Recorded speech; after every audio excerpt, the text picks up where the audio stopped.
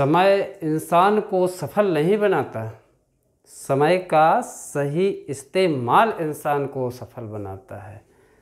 तो प्यारे बच्चों, समय बड़ा ही कीमती है और उसको यदि हम अपने समय का सही दिशा में और सही समय पर समय का प्रयोग करना अगर सीख गए तो फिर हमारी सफलता के सारे दरवाजे खुल गए। तो प्यारे बच्चों, नमस्कार है, आप सभी को स्वागत है आप सभी का आपके YouTube चैनल XP क्लासेस में। मैं रामपाल सिंह आज आपको छंद प्रकरण के अंतर्गत एक वीडियो लेकर आया हूँ जो छंद संबंधी एक महा क्लास कही जा सकती है, महा मैराथन क्लास कही जा सकती है, जिसमें छंदों से संबंधित सभी तरह के प्रश्न आपके समाधान, सभी प्रश्नों का समाधान इस वीडियो में मिलने जा रहा है। तो चलिए आइए शुरू करते हैं और देखते हैं कि आज मैं आपको क्या क्या पढ़ाने वाला हूँ। छंद के अंतर्गत आपके सामने स्क्रीन पे सब शो अप हो रहा है, ठीक, कि छंद प्रकरण में हमें आज क्या क्या पढ़ना है। और आशा करता हूँ आपको वीडियो बहुत ही आनंदमय होने वाला है और बड़ी आसानी से आप खेल खेल में इन सब कुछ सीखने वाले हैं। सबसे पहले बच्चों हम सीखेंगे छंद की परिभाषा, कि छंद है क्या, छंद कहते किसे हैं, ठीक। इसके बाद फिर मात्रा तथा वर्णों की जो गणना के नियम हैं, ठीक, उसको सीखेंगे, क्योंकि ये नियम बच्चों बहुत ही कम लोग बताते हैं, ठीक, सीधा सीधा अगड़ मगड़ तगड़ कह के निकल लेते हैं। तो आपको मैं यहाँ बताऊंगा कि आखिर कैसे मात्रा, किस शब्द को, किस अक्षर को या किस मात्रा को हम ह्रस्व मात्रा कहें, किस मात्रा को दीर्घ कहेंगे, या किस वर्ण को लघु कहेंगे या किस वर्ण को दीर्घ कहेंगे, ठीक। तो इसके संबंधित नियम भी हम आज पढ़ने जा रहे हैं। इसके बाद हम पढ़ेंगे छंद के भेद, ठीक। तो छंद के मोटे तौर पे हम दो भेद कर देंगे, मात्रिक छंद और वार्णिक छंद। फिर जो मुझे लगे कि प्रमुख जो मात्रिक छंद हैं वो मुझे पढ़ाना चाहिए, विभिन्न परीक्षाओं के लिए जो उपयोगी हैं, उनमें आपको मिलेंगे मात्रिक छंदों में कौन सा, चौपाई छंद, दोहा छंद, सोरठा छंद, रोला, कुंडलिया, हर गीत का या हरि गीत का, दोनों एक ही नाम है, हर गीत का कहें या हरि गीत का कहें, और बरवय छंद, ठीक। तो ये मात्रिक छंदों के अंतर्गत हम पढ़ेंगे। और इसके बाद हम आएंगे वार्णिक छंदों में। तो वार्णिक छंदों में हम सबसे पहले गढ़सूत्र पढ़ेंगे, क्योंकि बच्चों यदि हमें गढ़सूत्र याद नहीं है तो वार्णिक छंदों में हम एक भी कदम आगे नहीं बढ़ सकते हैं, ठीक। तो गढ़सूत्र पहले हमें पढ़ना है और ये गढ़सूत्र मैं तुम्हें बहुत ही आसान भाषा में सिखाने वाला हूँ। इसके बाद जब हम गढ़सूत्र सीख लेंगे तो फिर हम पढ़ेंगे इंद्रवज्रा, उपेंद्र वज्रा, मालिनी, सवैया और बसंतिल का छंद। तो ये आज के हमारे वीडियो का सारा मटेरियल और एक समेकित आपको समय सारणी, एक इंडेक्स मैंने बना दिया है। तो चलिए शुरू करते हैं वीडियो को।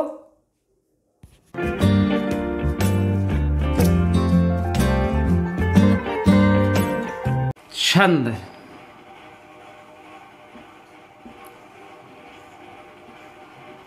छंद के सबसे पहले छंद का या छंद के अंदर जाने से पहले हमें छंद की परिभाषा जान लेनी चाहिए, छंद क्या है, ठीक।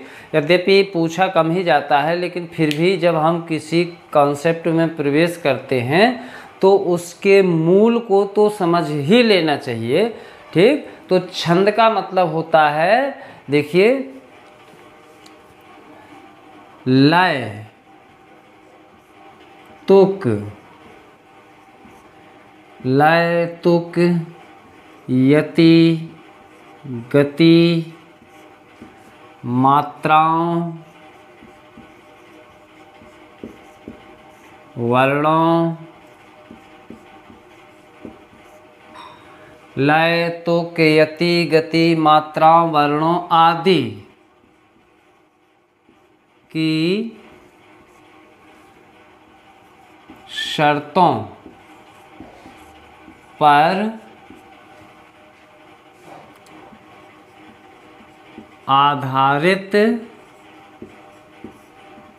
आधारित रचना को रचना को छंद कहते हैं।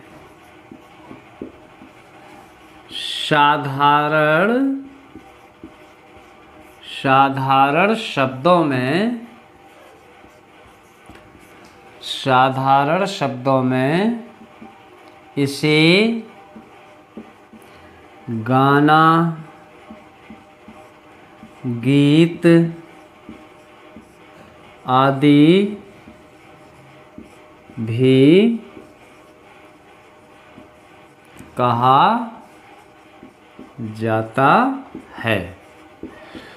तो लय, तुक, यति, गति, मात्राओं, वर्णों आदि की जो गिनती होती है या आदि की जो शर्तें होती हैं, उनके आधार पर जो रचना की जाती है उसे छंद, गीत, गाना, पद्य, कविता आदि के नाम से जाना जाता है। ठीक है ना। जिसमें लय हो, तुक हो, यति हो, गति हो या मात्राओं, वर्णों आदि की शर्तें हों कि इतनी इतनी मात्राएं आनी चाहिए, इतनी इतनी वर्ण आने चाहिए, तो वहाँ पर उसे हम कह सकते हैं कि ये छंद है या ये पद्य है या ये कविता है, गीत है या गाना है। ठीक। जैसे कोई चीज़ को हम साधारण तरीके से बोल रहे हैं तो वो गद्य में आ जाएगी, और यदि उसी को थोड़ा सा एक लच्छेदार और एक संगीतात्मक भाषा में बोल रहे हैं तो वो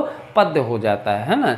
जैसे कि उदाहरण के तौर पे हम अपने घर गए और जाकर के बोले कि बहुत जोरों की भूख लगी है और लाओ जल्दी से खाना लगा दो, तो ये बिल्कुल साधारण तरीके से कह दिया। ये जो मैंने कहा ये गद्य हो गया। यदि इसी को हम थोड़ा सा संगीतात्मक या लयबद्ध कर दें तो वो पद्य हो जाएगा, है ना। जैसे हम कर दें कि खाना लाओ भूख लगी है करो ना बिल्कुल देर, ये बन गया लो छंद। ठीक। तो मतलब जिसमें लय हो, तुक हो, है ना, यति हो, गति हो, मात्राओं या वर्णों की कोई निश्चित शर्त हो, उसी पर आधारित रचना को छंद, गीत, गाना, पद्य, कविता आदि के नाम से जाना जाता है। ठीक। अब देखिए छंद की परिभाषा के बाद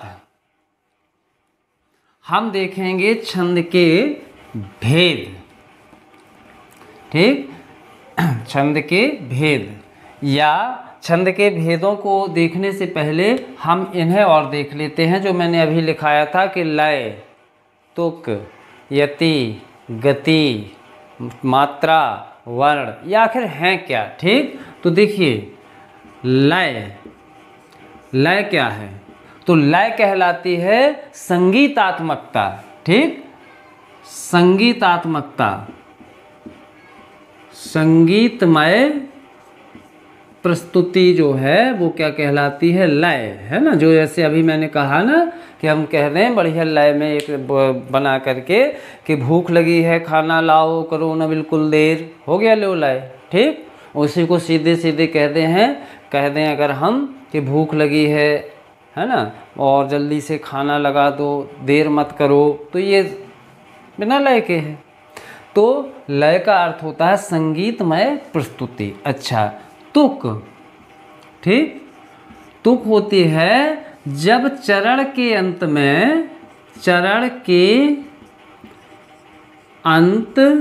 में समान वर्णों की आवृत्ति, समान वर्णों की आवृत्ति, ये क्या कहलाती है, तुक। ठीक। और इसी को हम एक अनुप्रास अलंकार का भेद भी मानते हैं। जब अलंकार पढ़ाए जाएंगे आपको तो बताया जाएगा। तो तुक का मतलब है चरण के अंत में समान वर्णों की आवृत्ति। जब किसी छंद के चरण पूरे हो जाएं, ये पहला, दूसरा, तीसरा, चौथा, तो उस छंद के अंत में जो समान वर्ण आ जाते हैं उसे बोलते हैं तुक, है ना। जैसे रहमन पानी राखिए बिन पानी सब सून ना आया ना, और पानी गए न उबरे मोती मानस चून। तो देखिए ऊन, उधर सून इधर चून, यानी ऊ और ना ये दोनों पदों में आ रहा है, तो यही कहलाएगी आपकी तुक। ठीक, अब बात करते हैं हम यति की। यति, ठीक, तो यति का मतलब होता है विराम। क्या होता है? विराम।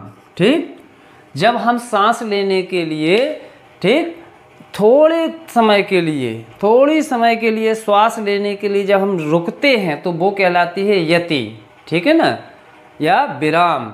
विराम का मतलब ठहराव। ठीक, जैसे हम कहते हैं कि रहमन पानी राखिए, बिन पानी सब सून। तो देखिए, जब मैंने रहमन पानी राखिए के बाद और थोड़ा सा ठहराव लिया था, वो कहलाती है यति। ठीक, इसके बाद आता है आपका, मैंने एक शब्द प्रयोग किया था, गति। ठीक, तो गति जो है ये स्पीड पकड़ना। गति का मतलब स्पीड। ठीक, तो जब हम ठहरे फिर इसके बाद फिर से हमने स्पीड पकड़ी तो वो कहलाती है गति। गति का मतलब है और लयबद्ध यानी प्रवाह। प्रवाह से हम इसको करेंगे प्रवाह। प्रवाह माने फिर से बह जाना, फिर से स्पीड पकड़ लेना। ठीक, हाँ, जैसे रहमन पानी राखिए, रुके हल्का, बिन पानी सब सून, तो बिन पानी सब सून, फिर से स्पीड पकड़ ली। ठीक, तो ये कहलाती है गति। तो लय, तुक, यति, गति। ठीक, अब बात आती है मात्रा या वर्ण की। ठीक, मात्रा या वर्ण की। ठीक, तो देखिए, मात्रा और वर्ण के आधार पे ही हम छंद के भेद कर पाते हैं। ठीक, तो मात्राओं की जहाँ तक बात करें हम, तो मात्राएं होती हैं ह्रस्व मात्रा। ठीक, अगर हम बात करते हैं मात्रा की, ठीक, तो मात्रा जो होती है वो दो तरह की होती है, ह्रस्व और दीर्घ। ठीक, और यदि हम वर्ण की बात करते हैं छंद में, तो वर्ण के भी दो भेद होते हैं, लघु वर्ण और गुरु वर्ण। लघु वर्ण और गुरु वर्ण। ठीक, तो अब हमें इसको इस तरह से समझना है, क्योंकि छंद हम बच्चों तभी समझ पाएंगे जब हमें इस ह्रस्व, दीर्घ, लघु, गुरु आदि का ज्ञान हो जाएगा। अगर हम यही नहीं जानेंगे कि कौन सा वर्ण लघु है और कौन सा वर्ण गुरु है, या कौन सी मात्रा ह्रस्व है या कौन सी मात्रा दीर्घ है, तो फिर हम छंद में आगे ना बढ़ पाएंगे। ठीक है, तो आप ये समझ लीजिएगा ह्रस्व मात्रा होती क्या है। ठीक, तो देखिए, ह्रस्व कौन कौन सी मात्राएं होती हैं, दीर्घ कौन कौन सी मात्राएं होती हैं, या लघु वर्ण कौन होता है और दीर्घ वर्ण कौन होता है। ठीक, देखिए,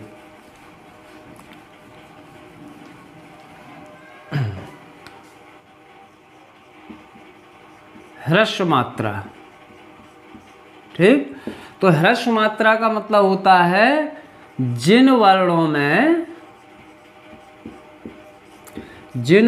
में छोटी मात्रा लगी हो, छोटी मात्रा लगी हो। ठीक, वो क्या कहलाते हैं? ह्रस्व वर्ण। ठीक, या नंबर 2,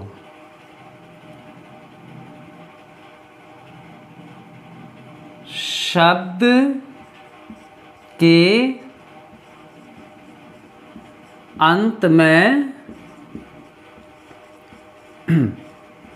हलंत लगा हो, शब्द के अंत में हलंत लगा हो, तो वो भी छोटी मात्रा कहलाती है। ठीक है ना। तीसरा है, जिस वर्ण पर ये हो आपका चंद्र बिंदु। ठीक, जिस वर्ण पर चंद्र बिंदु हो वह भी छोटा, मतलब ह्रस्व। ठीक, वह भी ह्रस्व होता है। तो ये ह्रस्व के हैं नियम। ठीक, और यही ठीक नियम होते हैं लघु वर्ण के भी, बिल्कुल ठीक, कि जिनके अंत में छोटी मात्रा लगी है उसे हम कहें तो ह्रस्व मात्रा भी कह सकते हैं, ह्रस्व वर्ण या लघु वर्ण। ठीक, अब बात करते हैं दीर्घ मात्रा या दीर्घ वर्ण की। ठीक, गुरु वर्ण की। तो दीर्घ मात्रा, दीर्घ मात्रा जो है, देखिए दीर्घ मात्रा नंबर 1 तो यही है कि जिन वर्णों में क्या हो, बड़ी मात्रा हो, बड़ी मात्रा हो। ठीक, अब बड़ी मात्रा हो मतलब बड़ा आ की मात्रा हो। ठीक, अभी मैं सबके एग्जाम्पल यहीं बगल पे लिखूंगा तो आप अच्छे से समझ लेंगे। ठीक, नंबर 2, जिस वर्ण पर ये हो, ये क्या कहलाता, अनुस्वार। समझिए ये चांद्र है, ये अनुस्वार, ये चंद्रबिंदु, ये अनुस्वार। तो चंद्रबिंदु अगर है तो लघु, और यदि अनुस्वार है तो गुरु, भले ही चाहे वो छोटा अक्षर हो। ठीक, तो जिस वर्ण पर अनुस्वार हो, ठीक, वह भी गुरु हो जाता है। ठीक, तीसरी बात है, जिस वर्ण के बाद विसर्ग आए हों, ये कहलाते हैं विसर्ग। ठीक, जिस वर्ण के बाद विसर्ग हो वो भी दीर्घ होता है। ठीक है ना। अच्छा, नंबर 4, संयुक्त अक्षर के पूर्व का वर्ण, यानी संयुक्त अक्षर यदि है तो उसके जस्ट पहले का अक्षर है, भले ही छोटा हो लेकिन उसे हम बड़ा यानी दीर्घ और गुरु मानेंगे। ठीक, ये कुछ नियम हैं इससे आप, ठीक, जैसे मैंने लिखा पहले, देखे उदाहरण से, पहले मैंने क्या लिखा, जिन वर्णों में छोटी मात्रा लगी हो। ठीक, जैसे हम कहें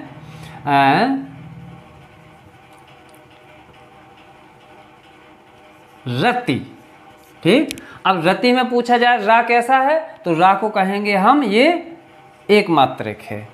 ये ता कैसा है, इसमें भी छोटी ई की मात्रा लगी तो ये भी क्या है, एक मात्रक है। ठीक, अच्छा, अब है बात शब्द के अंत में यदि हलंत लगा हो, जैसे हम कहें राजन।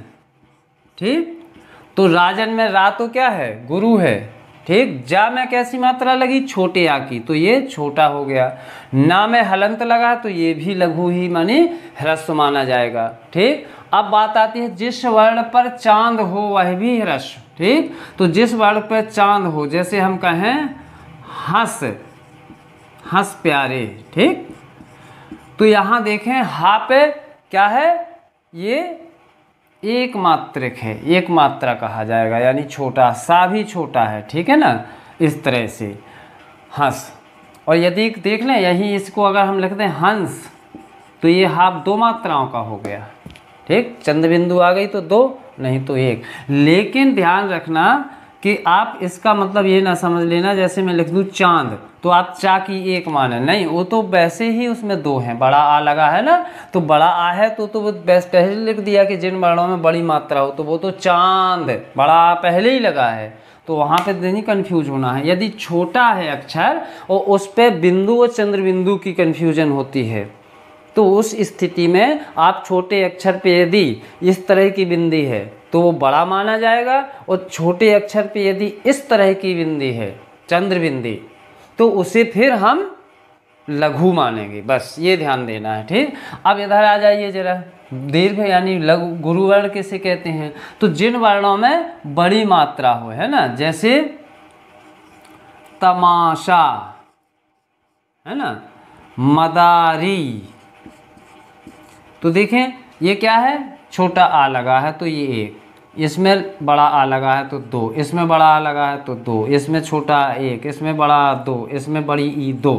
ठीक, तो जिनमें बड़ी मात्रा लगी हो उसकी 2। ठीक, और ये निशान होते हैं लगाने के, ये छोटे का निशान है, ये एस लगा दें तो बड़े का निशान है। ठीक, अच्छा, अगला है जिस वर्ण पर अनुस्वार हो, इसे क्या बोला जाता है, अनुस्वार। ठीक, हाँ, उसे भी क्या करते हैं, बड़ा मानते हैं। ठीक, जैसे हम कहें नंद, है ना, तो यहाँ ना को 1 ना गिन लेना, इसे क्या गिनना है, 2। ठीक, हाँ, इस तरह से। ठीक, नंद 2, हंस तो हा की 2। ठीक, कुंती, तो का की दो, भले ही छोटी ऊ लगी है लेकिन इस बिंदी की वजह से, इस अनुस्वार की वजह से ये सब क्या हो गए आपके दो दो हो गए। ठीक। अच्छा, इसके बाद मैंने लिखा है कि जिस वर्ण के बाद विसर्ग हो, ठीक, तो वो भी बड़ा माना जाए। तो जिस वर्ण के, जैसे हम कहें अतः, ठीक, तो आ की तो एक है, ता चूंकि छोटी मात्रा का, लेकिन विसर्ग के कारण इसे बड़ा गिनेंगे हम। ठीक, अतः ये माना जाएगा। ठीक।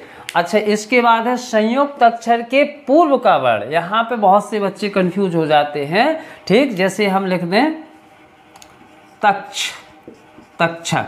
ठीक, तो कई बहुत से बच्चे इसको गुरु मान लेते हैं, ये ऐसा लिख देते हैं, ये गलत है।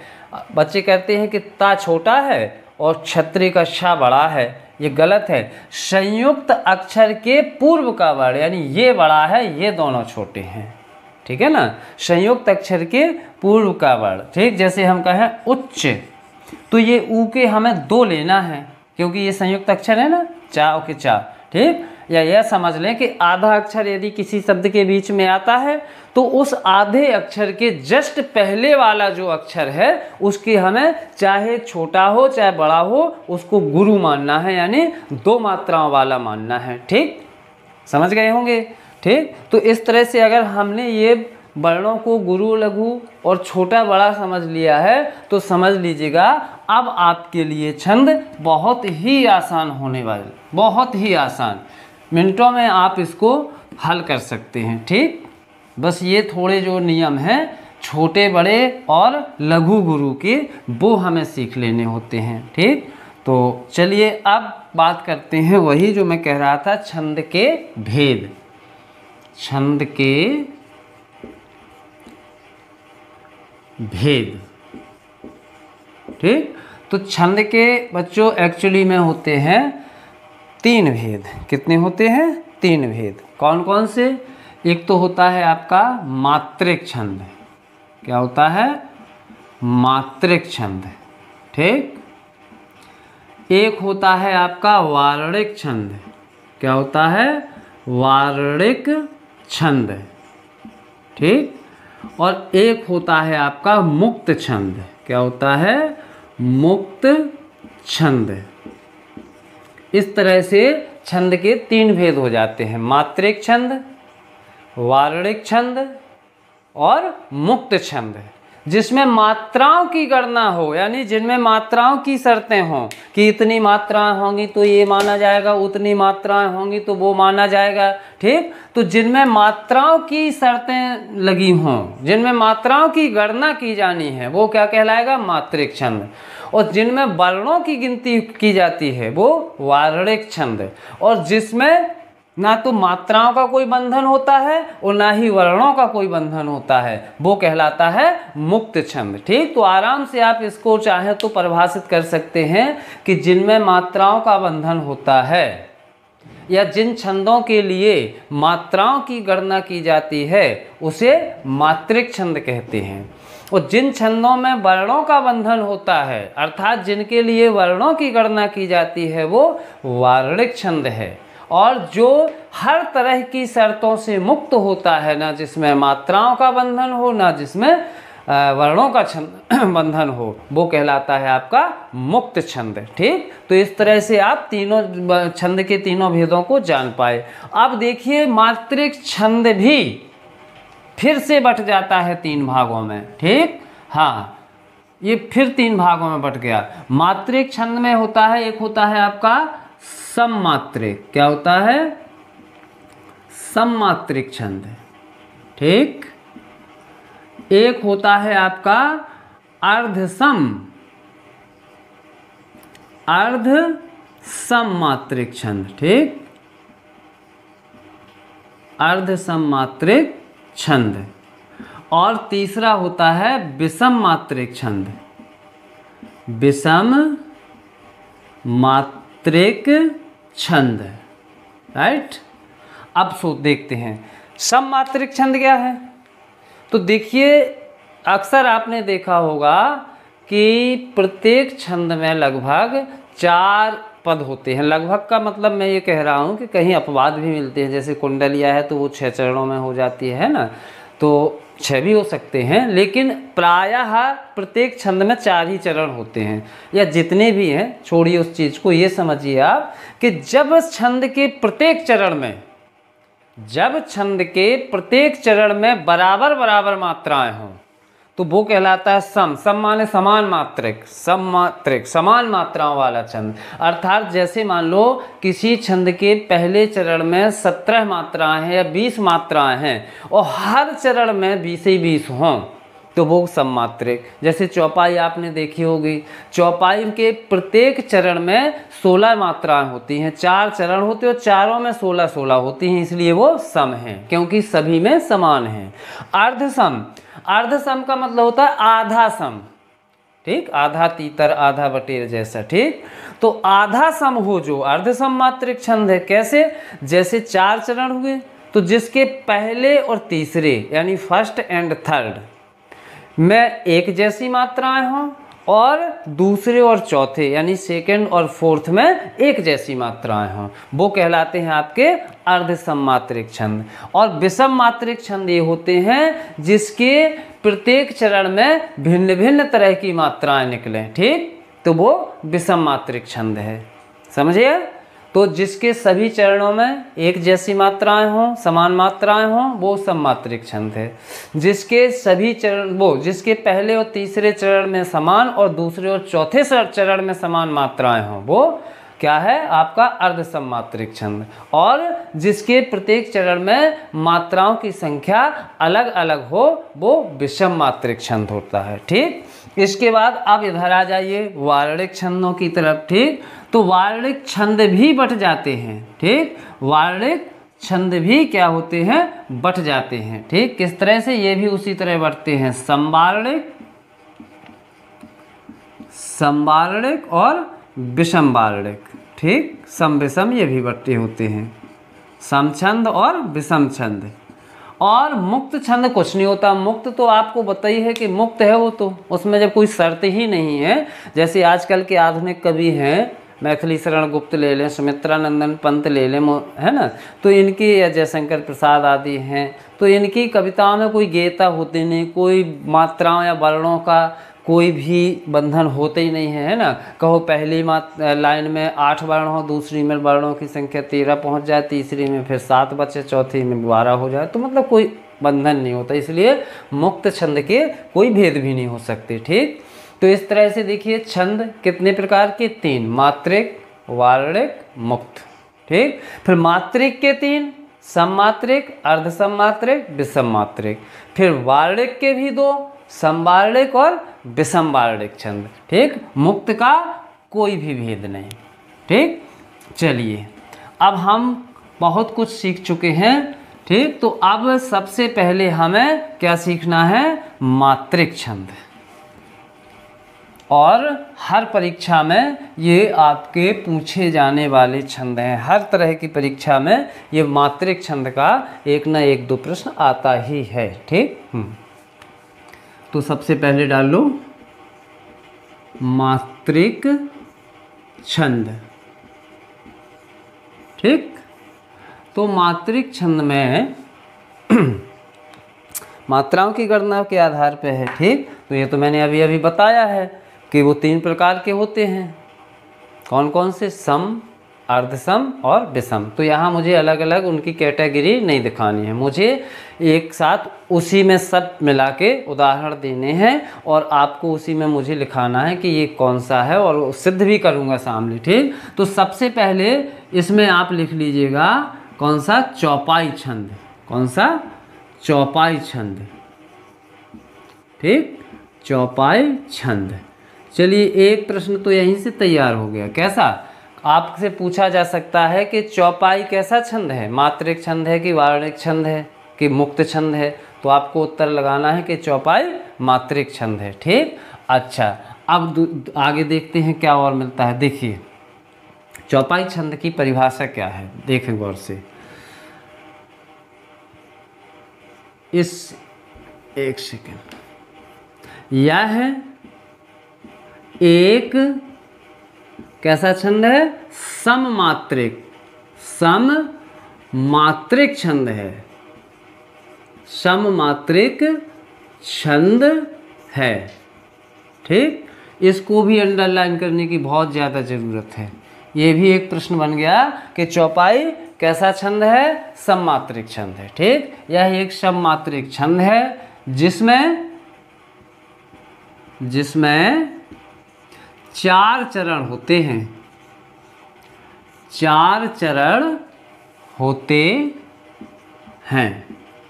ठीक, अब देखिए 4 चरण होते हैं तो ये भी और सममात्रिक भी है, तो समझ लीजिएगा कि चारों चरणों में समान मात्राएं होंगी। ठीक, तो जिसमें 4 चरण होते हैं सभी चरणों में, यानी चारों में, सभी चरणों में कितनी?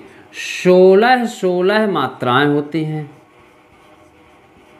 16 मात्राएं होती हैं। ठीक, बस ये उसका लक्षण है क्या? कि चौपाई छंद का यह एक सममात्रिक छंद है जिसमें 4 चरण होते हैं और प्रत्येक चरण में 16 मात्राएं होती हैं। अगर ऐसी कंडीशन हो तो समझ लेना आप कि वो चौपाई छंद है। ठीक, जैसे देखो मैं नीचे उदाहरण लिख रहा हूँ।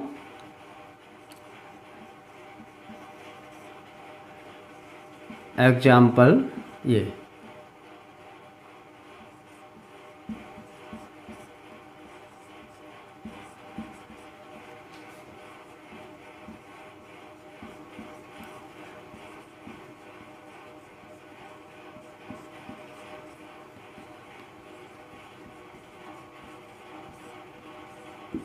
चली संगलय सखी सयानी गावत गीत मनोहर वाणी।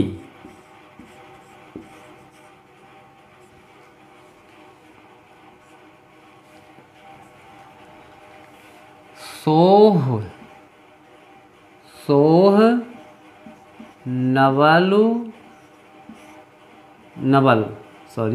नवल तनु सुंदर सारी।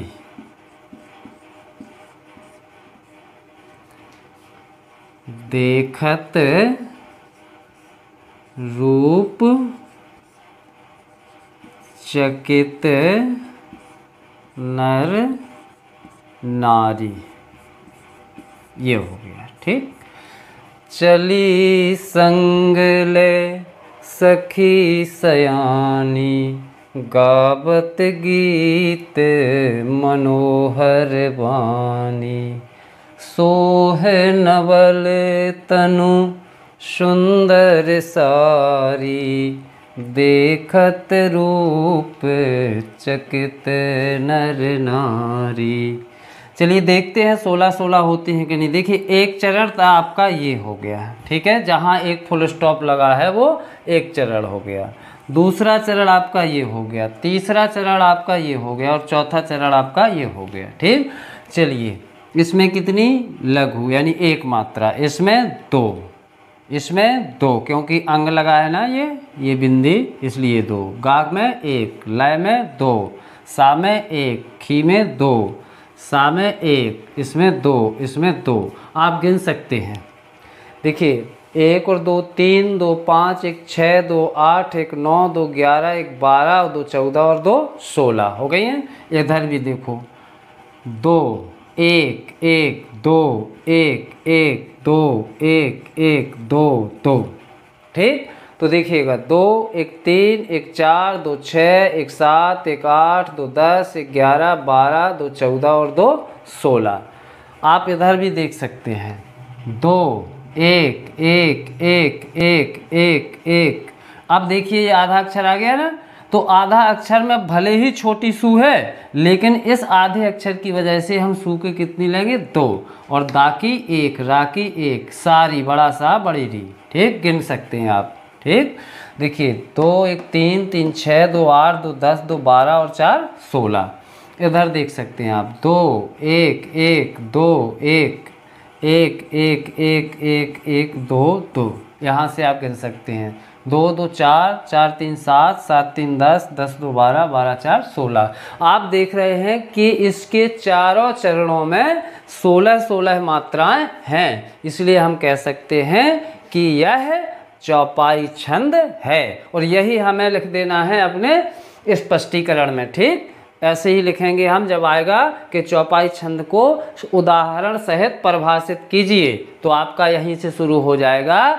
लिख देंगे हेडिंग में चौपाई छंद। यह एक सममात्रिक छंद है जिसमें 4 चरण होते हैं तथा सभी चरणों में 16-16 मात्राएं होती हैं। जैसे कि अब लिख दिया आपने उदाहरण, ये वाला चली संगलय, मैं नहीं कह रहा हूँ कि ये वाला, बहुत सी चौपाइयाँ हैं। आप रामचरितमानस को उठा लीजिएगा तो मंगल भवन अमंगल हारी से लेकर के तमाम चौपाइयाँ मिलेंगी। ठीक है ना। तो ये नहीं है कि जो मैंने लिखी वही याद करके हो जाए तो अच्छी बात है, क्योंकि 4 चरण चाहिए होते हैं हमें। 2-2 चरण तो सबको याद होते हैं ना। आप में से बहुतों को याद होगा मंगल भवन अमंगल हारी द्रवहु सु दशरथ अजर बिहारी, अब इसके आगे ना होगा, जबकि अभी केवल 2 ही चरण हुए हैं, तो 4 चरणों वाली चाहिए हमें। तो इसलिए मैंने ये 4 चरणों वाली लिख दी है। अगर आपको अच्छी लगे तो इसे याद कर सकते हैं, अन्यथा अपना उदाहरण भी सेट कर सकते हैं, बशर्ते 16-16 मात्राएं होनी चाहिए।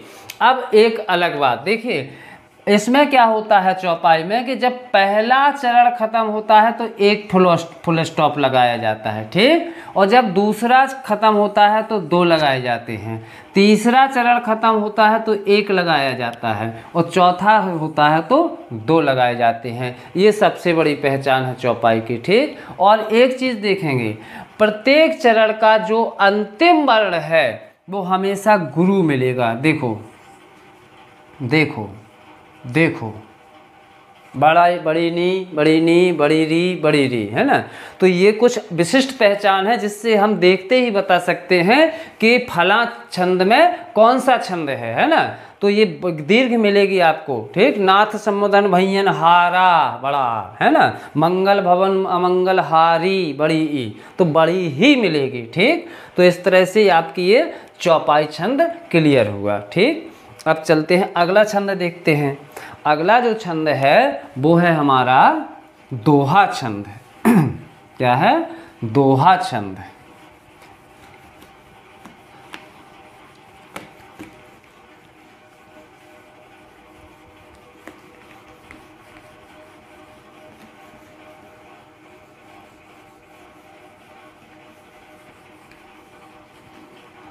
मात्रिक छंदों में ही चल रहे हैं अभी बच्चों, वो इसलिए मिटा दिया गया कि उसको लिखने की आवश्यकता नहीं है, मात्रिक छंद ही है। तो ये है आपका दोहा छंद है।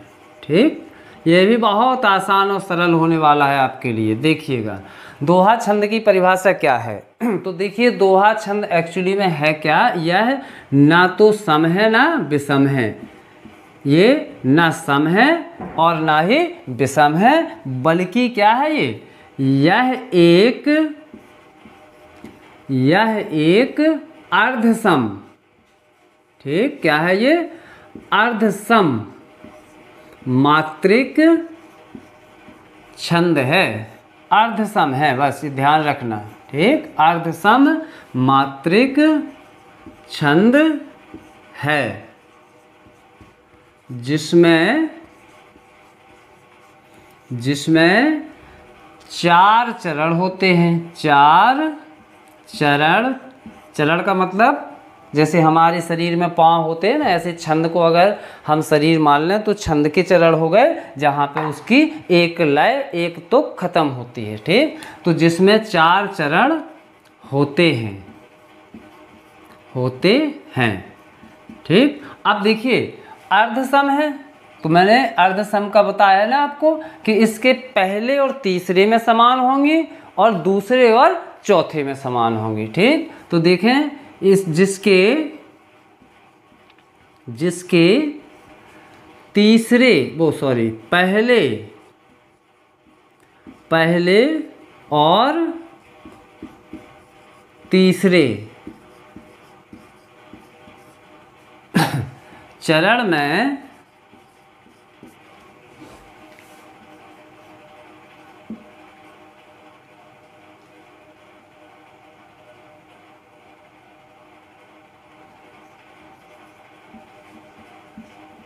13 13 मात्राएं और दूसरे और चौथे चरण में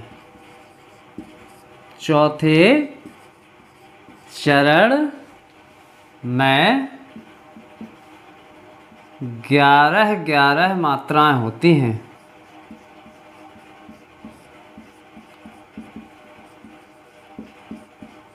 मात्राएं होती हैं। ठीक, ये दोहा का लक्षण है। कैसे कि यह एक अर्ध सममात्रिक छंद है जिसमें 4 चरण होते हैं और जिसके पहले और तीसरे चरण में कितनी 13 13 मात्राएं, और इसी पहले और तीसरे चरण को बच्चों विषम चरण कहा जाता है। ठीक, तो ऐसे भी आप लिख सकते हैं कि पहले और तीसरे नहीं लिखना है तो आप लिख सकते हैं कि जिसके विषम चरणों में 13 13 मात्राएं और सम चरणों में 11 11 मात्राएं होती हैं। ठीक, तो यदि पहले तीसरे नहीं लिखना चाहते तो आप विषम चरणों में लिखें, और यदि दूसरे और चौथे नहीं लिखना चाहते तो आप सम चरणों में लिखें। ठीक, तो यह एक अर्ध सममात्रिक छंद है जिसमें 4 चरण होते हैं। विषम चरणों में 13 13 मात्राएं और सम चरणों में 11 11 मात्राएं होती हैं। ठीक, जैसे अब देखते हैं उदाहरण। जैसे अब आप कबीरदास जी को उठा सकते हैं। आपको जितने बिहारी दास की सतसई में 700 दोहे हैं, चाहे जिसको उठा लें। ठीक, या मैं चलिए यहाँ उठाता हूँ। तुलसी पावस के समय रही कोकिलिन मौन, अब तो दादुर बोल है हमें पूछ है कौन।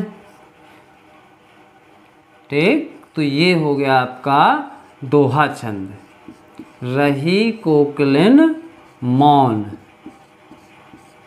अब तो दादुर बोल हैं, अब तो दादुर बोल हैं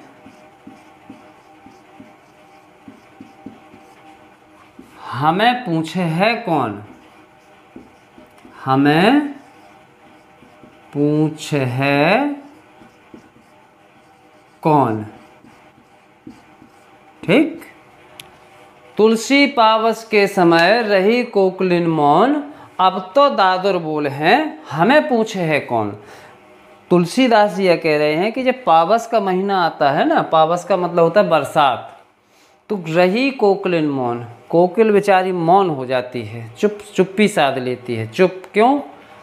क्योंकि वो जानती है कि जब बरसात का समय है तो अब तो दादुर बोल हैं।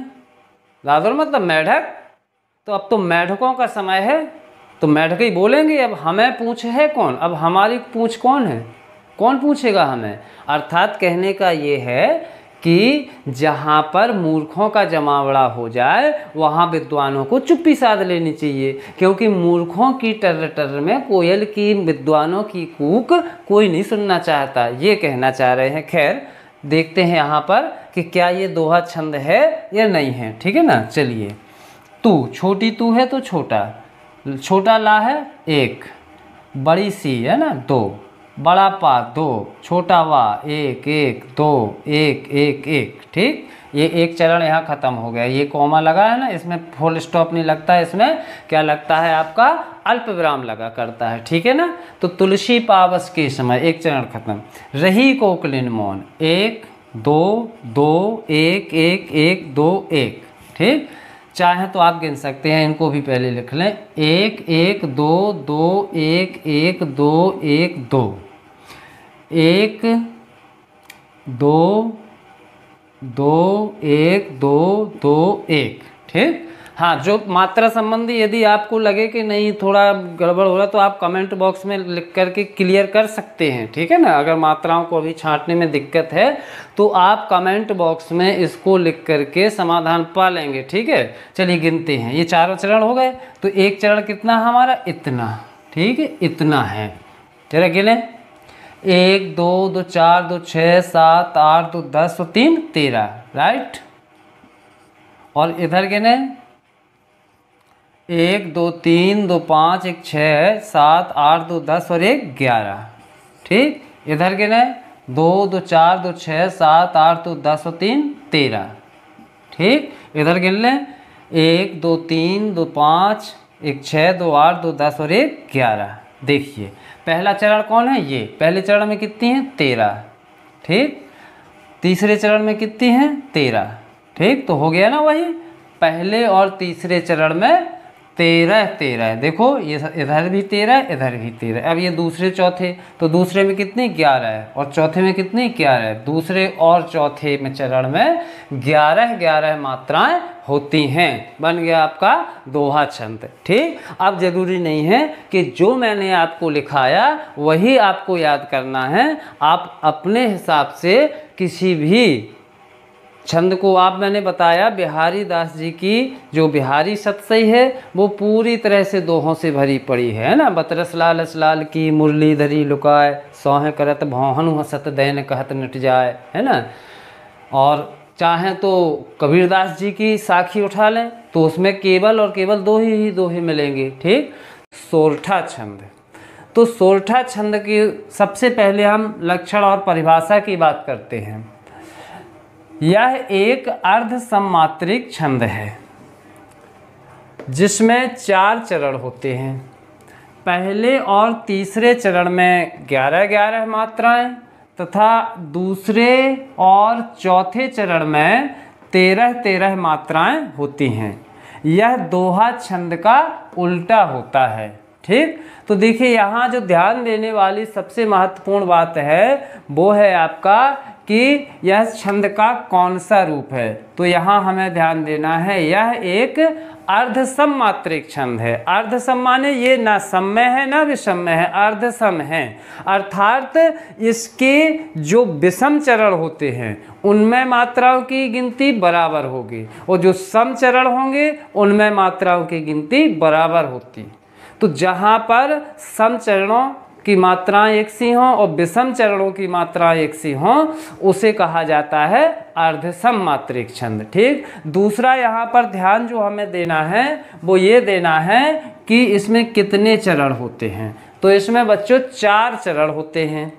अच्छा, अब मात्राओं की जो कंडीशन है वो कैसी है, तो देखिए पहले और तीसरे चरण में 11 11 मात्राएं होती हैं तथा दूसरे और चौथे चरण में 13 13 मात्राएं होती हैं। ये दोहा छंद का उल्टा होता है। मतलब दोहा छंद में क्या होता है, दोहा छंद में होता है पहले और तीसरे चरण में 13 13 और दूसरे और चौथे चरण में 11 11। यहाँ जस्ट मात्राओं का क्रम पलट दिया गया है। पहले था 13 11 और अब हो गया 11 13, ठीक। तो विषम चरणों में जो है वो मात्राओं की संख्या होती है 11 11 और सम चरणों में जो है वो मात्राओं की संख्या होती है 13 13। अब विषम चरण कौन होते हैं ये भी आप सुन लीजिएगा।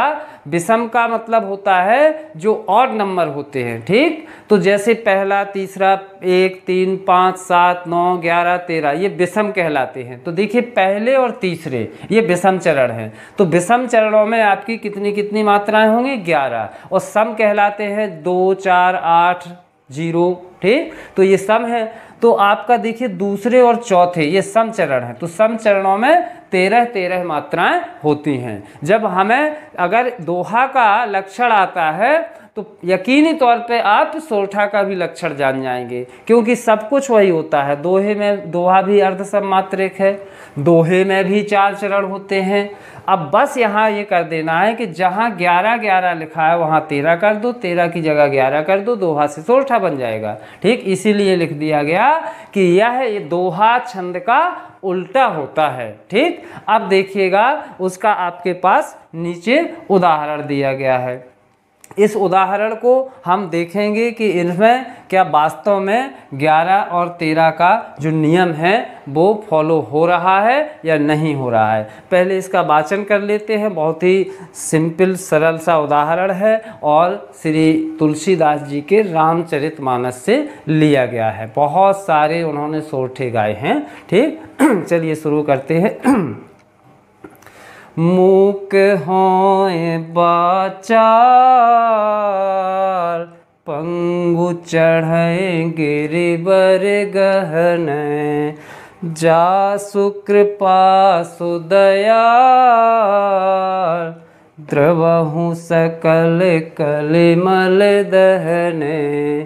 ये सोरठा का है। अब इसी को चाहे तो हम पलट करके तुरंत दोहा बना सकते हैं। दोहा के लिए ये लाइन पहले गा सकते हैं, ये दूसरी, ये तीसरी बार में गा दें, ये चौथी में, तो दोहा बन जाएगा आपका। ठीक, देखिएगा। पंगु चढ़े पंगु चढ़े गिरिवर गहने, मूक होए बाचार, द्रवहु सकल कलिमल दहने, जासु कृपा सुदयाल। तो देखिए इसी को दोहा बना दिया गया, इसी को सोरठा बना दिया गया। तो क्योंकि ये दोनों एक दूसरे के जस्ट विपरीत होते हैं, केवल गाने का जो स्वर है, सास्वर जो वाचन होता है वो बदल जाता है। ठीक, अब देखते हैं क्या इसमें वास्तव में 11-13 का जो नियम है वो फॉलो हो रहा है कि नहीं। पहले देखें मुंह में देखिए बड़ी ऊ है इसलिए 2, का एक्चुअली में छोटा है इसलिए 1, हो में ओ की मात्रा है इसलिए 2, या छोटा है इसलिए 1, बड़ा बा है इसलिए 2, बड़ा चा है इसलिए 2 और छोटा ला है इसलिए 1। आप गिन सकते हैं। देखिए 2, 1 3, 2 5, 1 6, 2 8, 2 10 और 1 11। ठीक, यानी हमारी एक शर्त पूरी हुई। यही कहा ना पहले और तीसरे चरण में। चलिए दूसरे को देख लें। पापा चूंकि अनुस्वार है तो मैंने जब मात्राओं के नियम बताए थे तो बताया था कि जिस बिंदु पर अनुस्वार हो उसे हमेशा बड़ा मान लेना चाहिए। ठीक, तो 2।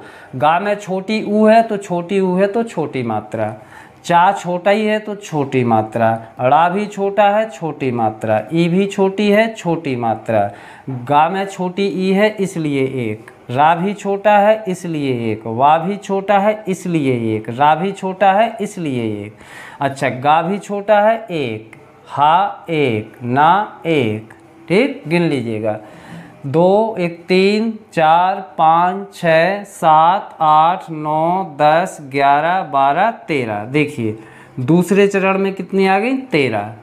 यहाँ आ जाइएगा। जा बड़ा है इसलिए 2, सा छोटा है इसलिए 1, क्रा में छोटी रीरी है इसलिए 1, पा में बड़ा आ है इसलिए 2, सा में छोटी ऊ है इसलिए 1, दा छोटा है इसलिए 1, बड़ा या है इसलिए 2, ला छोटा है इसलिए 1। आप गिन लीजिएगा। 2, 1 3, 4, 2 6, 1 7, 1 8, 2 10 और 1 11। यानी यहाँ भी हमारा सिस्टम बिल्कुल सही चल रहा है। यहाँ द्रावे हमारा 1, वा में 1, हा में 1, सा में 1, का में 1, ला में 1, का में 1, 1 1 1 1 1 1। गिनिए आप। 1 2 3 4 5 6 7 8 9 10 11 12 13। बिल्कुल देखिए क्या लिखा हमने कि पहले और तीसरे चरण में कितनी होनी चाहिए? 11 11। ये रहा आपका पहला, ये रहा तीसरा। कितनी है? 11 11। दूसरे और चौथे में कितनी होनी चाहिए? दूसरे और चौथे में होना चाहिए 13 13। तो देखिए ये रही दूसरा, ये रहा चौथा। तो इसका अर्थ हुआ कि ये सोरठा छंद है और यही हमें अंत में लिख देना पड़ता है। नीचे स्पष्टीकरण में हम लिख देंगे कि इस प्रकार कहा जा सकता है कि उपरोक्त छंद दोहा छंद है। ठीक, इसके बाद अब देखते हैं रोला छंद। सोरठा छंद के बाद रोला छंद। ठीक, तो रोला का जो लक्षण है वो आपके सामने है, देख सकते हैं। यह एक सममात्रिक छंद है। अभी तक हमने पढ़ा था अर्धसम, अब चौपाई के बाद ये हमें दोबारा मिला है सम। तो यह एक सममात्रिक छंद है जिसमें 4 चरण होते हैं। प्रत्येक चरण में 24-24 मात्राएं होती हैं। 11 और 13 मात्रा पर यति होती है। ये तो है आपकी परिभाषा। अब एक एक करके समझ लीजिएगा।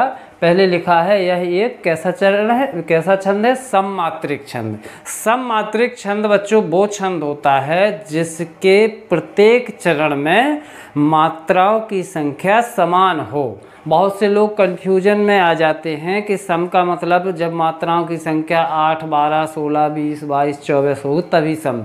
सम का मतलब ये नहीं है सब में 13-13 मात्राएं हों, 17-17 हों, लेकिन हों सब में बराबर।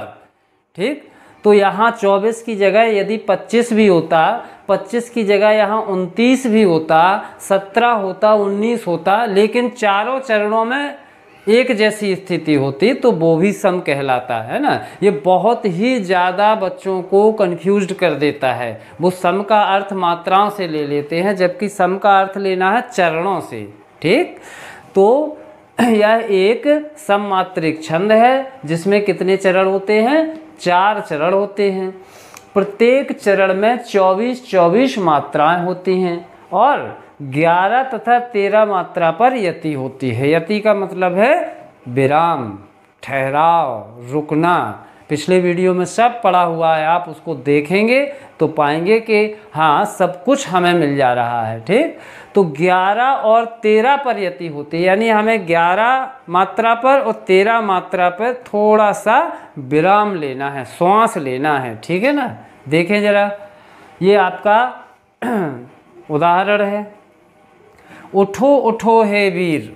अब यहाँ रुका ना, मैं इसे देखना जरा, मैं थोड़ा सा यहाँ रुकूंगा। उठो उठो हे वीर, आज तुम निद्रा त्यागो, करो महासंग्राम, नहीं कायर हो भागो, तुम्हें वरेगी विजय, अरे यह निश्चय जानो, भारत के दिन लौट आएंगे मेरी मानो।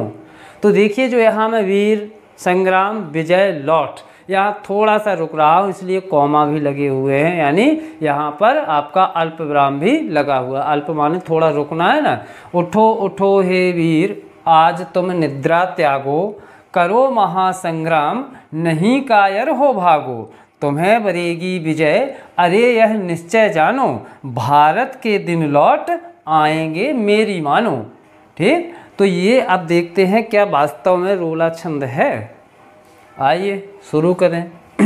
तो देखिए इन बीच की लाइनों में हमें ज़रूरत नहीं है कि सभी में देखें। अब आपको 3 छंदों में सब में निकलवा चुका। करना क्या है, अब हम केवल इस लाइन को देख लेंगे, इस लाइन को। ठीक है ना, बस। अगर इन दोनों में है तो यहाँ पक्का है होगा, क्योंकि यदि मात्रा थोड़ी भी कम या ज़्यादा होती है बच्चों, वहीं सुर जो है आपका, जो लय है आपकी, वहीं बिगड़ जाती है। ठीक, चलिए।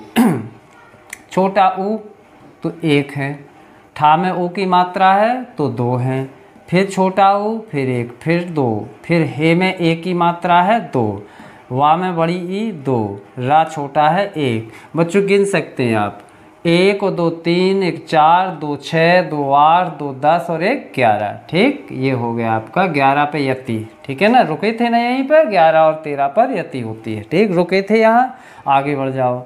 2 1 1 1। अब देखिए यहाँ पर जो है आपका नी है। ठीक है ना, तो नी की यहाँ पर हमें 2 मात्राएं लेनी है। क्यों?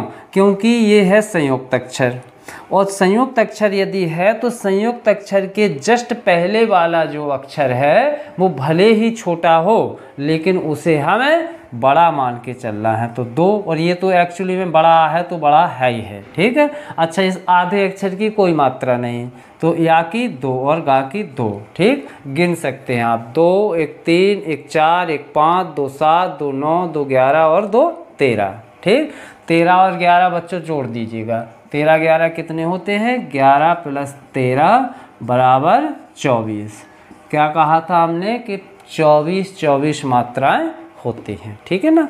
नीचे वाले में देखो, बड़ा भा है तो 2, रा में 1, ता में 1, का में 2, दा में 1, ना में 1, ला में 2, टा में 1। देखते हैं यति मिलती है नहीं। 2 और 1 3, 1 4, 2 6, 1 7, 1 8, 2 10 और 1 11। 11 पर यति लेनी थी हमें। ठीक, बड़ा आ ये, ठीक, ये सॉरी, माँ में 1 की मात्रा 2 2 2। 2 गिन लीजिएगा आप।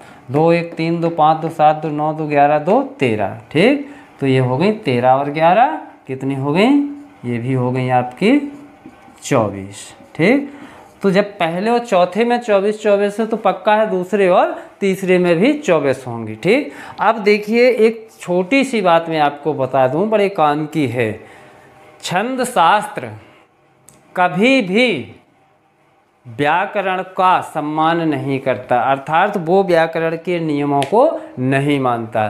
ठीक, क्योंकि यदि हम व्याकरण के नियमों को मानेंगे तो कवियों के लिए शब्द कम पड़ जाएंगे उनको, क्योंकि मात्राओं और वर्णों का ध्यान रखना पड़ता है। जैसे यहाँ देखें, आएंगे कैसे लिखा जाता है, आप गौर करिएगा। आएंगे लिखा जाता है इस तरह से, है ना, आएंगे, या आप चाहते तो इसको आएंगे, है ना। तो चाहे ये लिखा होता या ये लिखा होता, दोनों क्या होने चाहिए थे, बड़े। और जैसे यदि इस पे को गुरु कर देते तो मात्राओं की संख्या तुरंत बढ़ के पहुँच जाती 14, है ना। तो बस वहीं गड़बड़ होके 25 हो जाते और छंद की शर्त टूट जाती। इसीलिए जैसा कवि को लगेगा वो अपने स्वर को बदल देगा, चाहे उससे व्याकरण का नुकसान हो रहा हो या ना हो रहा हो। ठीक, तो छंद शास्त्र कभी भी व्याकरण का अनुपालन नहीं करता। ठीक, उसका लय, उसका स्वर सबसे महत्वपूर्ण है। ठीक, तो आप ये रोला छंद भी अच्छे से समझ गए होंगे। ठीक, चलिए, रोला छंद के बाद अब अगला है कुंडलिया छंद। ठीक, तो बच्चों पहले कुंडलिया का ही मतलब समझा जाए। कुंडलिया होता है हमारी हिंदी में जलेबी को कुंडलिया कहा जाता है। ठीक है ना। तो यहाँ ये शब्द इसलिए कहा गया है कि जिस तरह से जलेबी राउंड बाई राउंड चलती रहती है, ऐसी ही कुंडलिया है।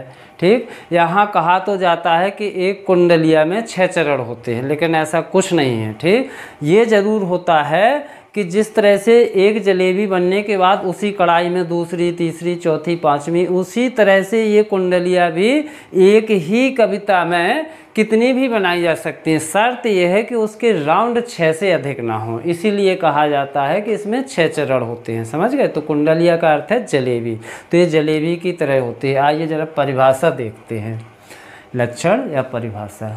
यह एक विषम मात्रिक छंद है।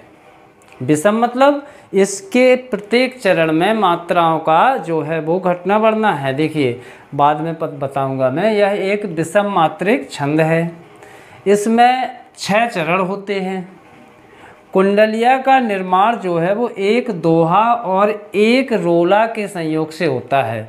अर्थात जब हम एक दोहा मिला दें और एक रोला मिला दें तो इस तरह से 6 लाइनों की एक कुंडली तैयार हो जाएगी। फिर एक दोहा एक रोला मिला दें तो फिर 6 लाइनों की। तो इस तरह से एक दोहा एक रोला मिलाते हुए आप चाहें तो जितनी भी कुंडलियाँ बना सकते हैं। ठीक, अब विषम मात्रिक क्यों है? इसलिए बच्चों विषम मात्रिक है कि आपको पता है कि दोहा में 13-11 का सिस्टम होता है, जबकि रोला में 24-24 का सिस्टम होता है। तो इसके ना तो सभी चरणों में समान मात्राएं हैं। दोहा का है 13-11 और रोला का है 24-24। तो जब मात्राओं का हर चरण में संबंध एक जैसा नहीं है तो विषम मात्रिक है। ठीक, अच्छा दूसरी बात मैं आपको बता दूं कि यहाँ इसको पहचानना सबसे आसान है। कुंडलिया जितनी बड़ी है उतना ही उसको पहचानना आसान है। क्या है? कुंडलिया जिस शब्द से शुरू होती है हमेशा उसी शब्द पे ख़त्म भी होती है।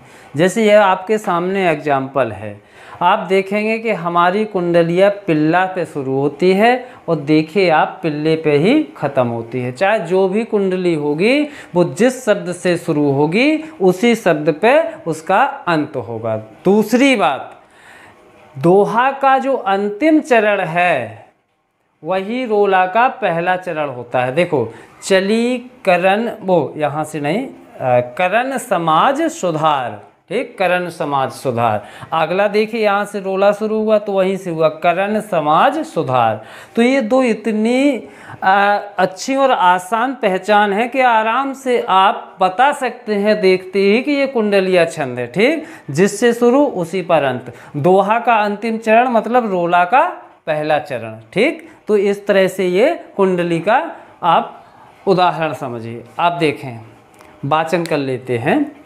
ये चूँकि हास्य रस का एग्जाम्पल है तो चाहें तो इसे हास्य रस में एक बिल्कुल यूनिक उदाहरण है, यूज कर सकते हैं।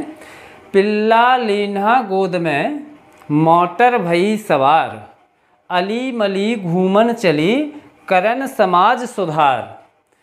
करन समाज सुधार हवा यूरोप की लागी, शुद्ध विदेशी चाल ढालसों मत अनुरागी। मियाँ मचावें शोर करें तौबा तिल्ला, सॉरी यहाँ पर थोड़ा सा मिस्टेक हुआ। मियाँ मचावें शोर करें तौबा तिल्ला, पूत धाय की गोद खिलावे बीवी पिल्ला। तो 1 2 3 4 5 6 चरण हो गए आपके, ठीक। और इन 6 चरणों में ही आगे का जो ये 2 थे, ये दोहा है, आप पढ़ कर के देख सकते हैं, गा के भी देख सकते हैं, ठीक। पिल्ला लीन्हा गोद में मोटर भई सवार, अली मली घूमन चली करन समाज सुधार। तो ये हो गया ना दोहा, और यहाँ से लग गया आपका रोला, ठीक। कहाँ से रोला लगा? जहाँ दोहे का अंत हुआ, करन समाज सुधार, बिल्कुल वही लाइन ज्यों की त्यों रिपीट हो जाएगी, करन समाज सुधार, ठीक। तो ये कुंडलिया का है। अब बात आती है कि मात्राएं क्यों नहीं इसमें लिखाई गई। तो देखिए बच्चों, अगर हम दोहे के 13 11 दोनों को जोड़ दें तो 24 हो जाएंगे, इसमें 24 हो जाएंगे। तो इस तरह से 6 के 6 चरणों में 24 मात्राएं ही होनी है। तो इसको लिखने की आवश्यकता नहीं है, क्योंकि हमने यहाँ लिख दिया कि इसका निर्माण एक दोहे से और एक रोले से, और दोहा और रोला हम पहले ही पढ़ चुके हैं, तो मात्राओं की कोई ज़रूरत ही नहीं है फिर तो, क्योंकि दोहा हमें पहले पता है 13 11 का होता है, रोला भी हम पढ़ चुके हैं 24 का होता है। तो स्वाभाविक है कि ये भी इसी तरह से, ये रोला है तो ये 24 के होंगे, यहाँ 13 11 हो जाएगा, ठीक। तो यह एक विषम मात्रिक छंद है, 4 चरण होते हैं, 6 चरण होते हैं, और कुंडलिया का जो निर्माण है वो एक रोला और एक दोहा के योग से होता है, ठीक। और जिस शब्द से कुंडलिया शुरू होती है उसी शब्द पर अंत होता है, तथा दोहा का अंतिम हर गीत का या हरि गीत का छंद, दोनों एक ही नाम है बच्चों। कहीं कहीं हर गीत का भी पढ़ा जाता है, कहीं हरि गीत का भी पढ़ा जाता है, तो मैंने इसलिए दोनों लिख दिए हैं ताकि आपके मन में कोई शंका ना रहे, ठीक। अगर आपसे परीक्षा में पूछा जाता है कि हरि गीत का छंद का लक्षण दीजिए तो वही है, या हर गीत का छंद का लक्षण दीजिएगा तो वही है, ठीक। तो हर गीत का कहो या हरि गीत का कहो, ओके। चलिए इसका थोड़ा लक्षण देख लेते हैं, ठीक। तो लक्षण देखिए, मैंने इसी में बना लेना हमें परिभाषा। इसमें 4 चरण होते हैं, ठीक, और प्रत्येक चरण में 28 मात्राएं, यानी 28 एक चरण में 28, तो प्रत्येक चरण में 28 का मतलब है कि हर चरण में 28, ठीक है ना। अब जब प्रत्येक चरण में 28 मात्राएं हैं बच्चों, तो इससे पहले जो हम पढ़ चुके हैं कि जब सभी चरणों में मात्राओं की गणना समान होगी तो फिर वहाँ पर सममात्रिक छंद हो जाएगा, ठीक। तो प्रत्येक चरण में 28 मात्राएं होती हैं और 16 तथा 12 मात्राओं पर यति होती है, ठीक। तो यही हमें ध्यान रखना है कि 16 पर श्वास लेना है, फिर 12 पर श्वास लेना है, 16 12 28, ठीक। और यह एक सममात्रिक छंद है। तो अब बच्चों इसको किस तरह से हम व्यवस्थित करें, बहुत आसान है। यदि आपको आ जाता है कि हर गीत का छंद को परिभाषित करते हुए उदाहरण दीजिए, तो आपको कह देना है कि यहाँ से लेना है। यह एक सममात्रिक छंद है जिसमें 4 चरण होते हैं और प्रत्येक चरण में 28 मात्राएं होती हैं तथा 16 और 12 मात्राओं पर यति होती है। उसे हर गीत का या हरि गीत का छंद कहते हैं, ठीक है। चलिए इसको उदाहरण भी देख लेते हैं, बहुत आसान सा उदाहरण है। अन्याय सहकर बैठ रहना यह महादुष्कर्म है, और न्यायार्थ अपने बंधु को भी दंड देना धर्म है। इस हेतु ही तो कौरवों और पांडवों में रण हुआ, जो भव्य भारत वर्ष के कल्पांत का कारण हुआ। तो देखिए ये बहुत वीर रस से ओतप्रोत रचना है, तो देखते हैं जरा इसमें क्या हर गीत का छंद है या नहीं है। एक एक करके, ठीक है। मात्राओं की गणना करना है तो आ की हमें कितनी लेनी है बच्चों मात्राएं? 2। क्यों लेनी है 2? इसलिए 2 मात्राएं लेनी है कि आ वर्ण के जस्ट पहले आधा वर्ण आया, तो मैंने लिखाया हुआ है कि अर्धाक्षर के पूर्व वाला जो वर्ण है वो द्विमात्रिक यानी दीर्घ गिना जाए। तो दीर्घ, अच्छा बड़ा या की दीर्घ, छोटा या है तो एक, इसकी एक, इसकी एक, इसकी एक, एक, इधर 2, इधर 1, इधर 1, इधर 1, इधर 2, ठीक। फिर इसके बाद 1, 1, 1, 2, देखिए दुष्कर्म, तो यहाँ सा आ गया, सा आधा है इसलिए दो भले ही छोटी दो है लेकिन इसके हमें कितनी 2 माननी होंगी, ठीक है। फिर इसी तरह से देखो कर्म आया तो का भले ही छोटा है लेकिन उसके बाद आधा अक्षर है, ठीक। तो आधा अक्षर रा, चूंकि ये कैसा होता है आधा, तो रा आधा होने के कारण इस का की भी 2, माँ की 1 और है की 2। चलिए बच्चों गिन लेते हैं हम, ठीक। गिनते हैं 2, 2 4, 1 5, 6 7 8 9 2 11 12 13 14 और 2 16। देखिए 16 पर यति हो गई, ठीक। तो 16 और इधर 1 2 3 2 5 2 7 2 9 1 10 और 2 12, तो ये 12 हो गया। तो 16 और 12 अगर हम इनको दो तुरंत टोटल कर दें तो कितना हो गया? 16 12 28। तो देखें एक चरण में 28 मात्राएं हो गई और यहाँ हमने 16 पर यति ली थी, फिर यहाँ 12 पर यति है। रुकेंगे देखना, अन्याय सहकर बैठ रहना यह महादुष्कर्म है, तो यहाँ रहना पे हम यति लेंगे। न्यायार्थ अपने बंधु को भी दंड देना धर्म है, इस हेतु ही तो कौरवों और पांडवों में रण हुआ, जो भव्य भारतवर्ष के कल्पांत का कारण हुआ। तो बच्चों अगर हमने पहली पंक्ति में 28 मात्राएं ज्ञात करनी हैं तो इसका मतलब है कि प्रत्येक पंक्ति में 28 मात्राएं हैं। आपको प्रत्येक पंक्ति में मात्राएं नहीं निकालनी हैं, ठीक। ज़्यादा से ज़्यादा एक इसमें निकाल लें, बहुत है तो ये अंत में निकाल लें, क्योंकि आप अगर वहाँ परीक्षा में बैठ करके प्रत्येक लाइन से मात्रा निकालेंगे तो ये पूरी तरह से जो है ना वो पूरा वो कट जाएगा, पूरा बिल्कुल एकदम गुद जाता है। तो आपको करना क्या है, ऊपर की लाइन में निकालना पर्याप्त है। यदि बहुत और ज़्यादा चेक करना है तो नीचे की पंक्ति जो नीचे का चरण है उसमें निकाल दें तो 28 मिल जाएंगी आपको, ठीक। तो इस तरह से आप इस हर गीत का छंद को अच्छे से समझ गए हैं, ठीक। और अब देखते हैं अगला छंद। अगला छंद है बरवे छंद। तो बरवे छंद का देखते हैं लक्षण क्या है। अर्ध सम्मात्रिक छंद, कितने चरण? 4 चरण। अब जब बच्चों अर्ध सम्मात्रिक छंद है तो हमें ये ध्यान रखना है कि इसमें जो सम चरण होंगे उसमें मात्राओं की गणना बराबर होनी चाहिए और जो विषम चरण होंगे उनमें मात्राओं की जो गिनती है वो बराबर होनी चाहिए। यही अर्ध सम्मात्रिक छंद की पहचान होती है, ठीक। सम का मतलब होता है दूसरा और चौथा चरण, विषम का मतलब होता है पहला और तीसरा चरण, ठीक। तो अब इसकी बनाते हम परिभाषा। यह एक अर्ध सम्मात्रिक छंद है जिसमें 4 चरण होते हैं।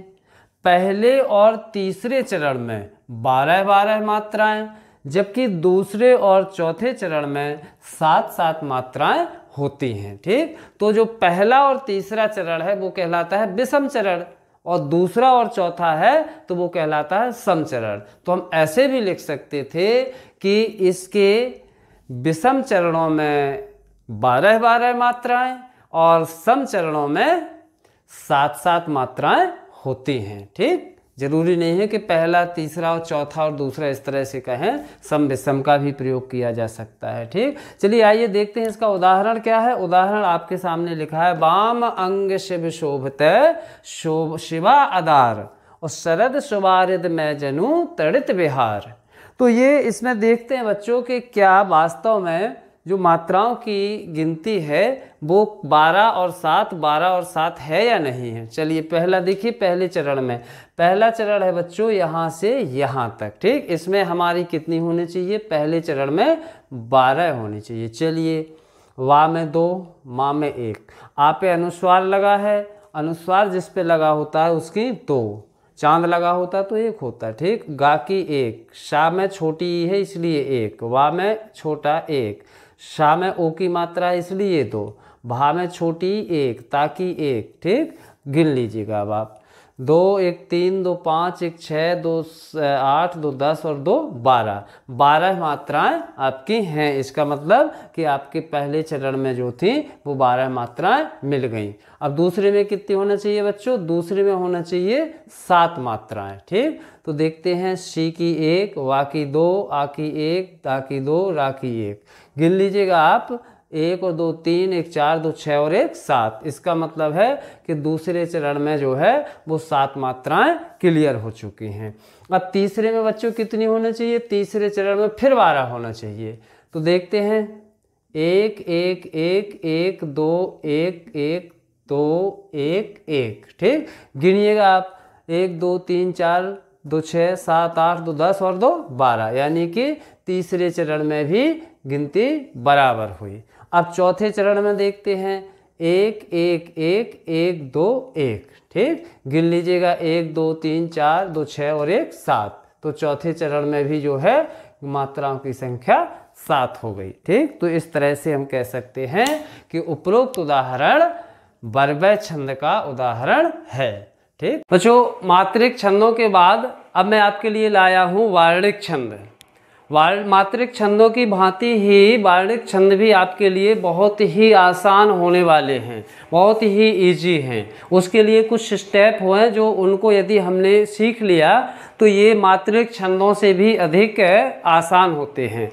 दूसरी बात मैं आपको बता दूं कि जहाँ मात्रिक छंदों में हम मात्राएं गिना करते थे, वहीं हमें वार्णिक छंदों में वर्ण गिनना है। वर्ण मतलब अक्षर गिनना है, ठीक। केवल अक्षर गिन लिए जाते हैं और छोटा बड़ा देख लिया जाता है कि कौन अक्षर लघु है कौन गुरु है, बस वो पहचान आप आराम से कर लेंगे, ठीक। तो वार्णिक छंदों में चलने से पहले मैं आपको कुछ छंदों के गढ़ बताना चाहूँगा, ठीक। तो देखिए बच्चों, वार्णिक छंदों में जो है 8 गढ़ होते हैं। छंद शास्त्र में 8 गढ़ माने गए हैं, ठीक। ये 8 गढ़ यहाँ से यहाँ तक होते हैं, ठीक। यगड़, मगड़, तगड़, रगड़, जगड़, भगड़, नगड़ और सगड़, ठीक। अब आप सोचेंगे इन्हें कैसे याद किया जाए, ये तो बड़ा कठिन है। तो बिल्कुल भी कठिन नहीं है, आप एक बार में आप इसे सीख सकते हैं। ये मैंने सूत्र लिखा हुआ है आपके लिए, आपको पढ़ना है यमाता राजभान सलगा। देखिए, यमाता राजभान सलगा 2 बार आप रटेंगे और आपको वो तैयार हो जाएगा, यमाता राजभान सलगा, ठीक।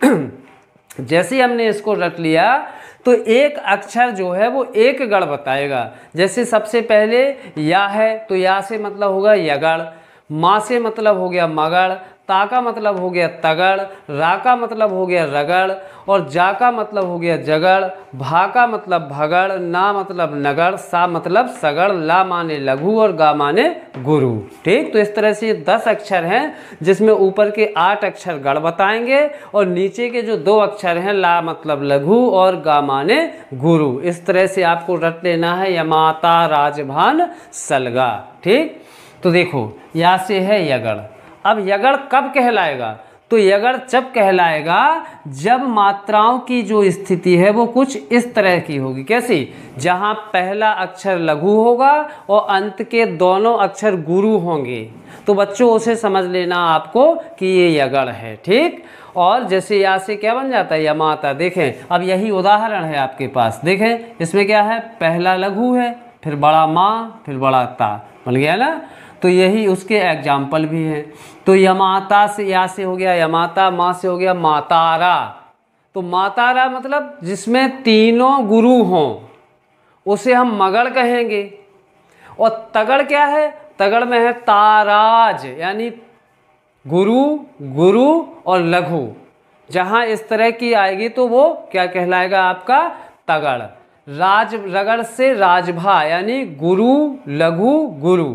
जगड़ कब होता है? लघु गुरु लघु। भगड़ कब होता है? गुरु लघु लघु।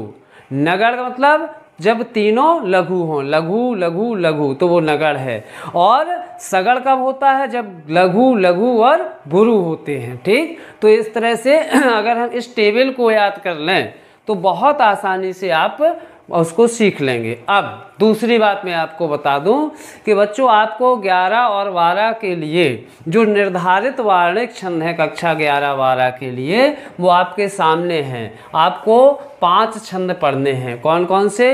इंद्रवज्रा छंद, उपेंद्र वज्रा छंद, मालिनी छंद, बसंत तिलका और सवैया। ये 5 छंद आपको पढ़ने हैं। ठीक, तो सबसे पहले आइए हम इंद्रवज्रा छंद को पढ़ते हैं। ठीक, इंद्रवज्रा क्या है? ठीक, तो देखिए इंद्रवज्रा छंद जो है वो यहाँ मैंने आपको पूरी परिभाषा लिख दी है। जैसे कि इसमें 4 चरण होते हैं।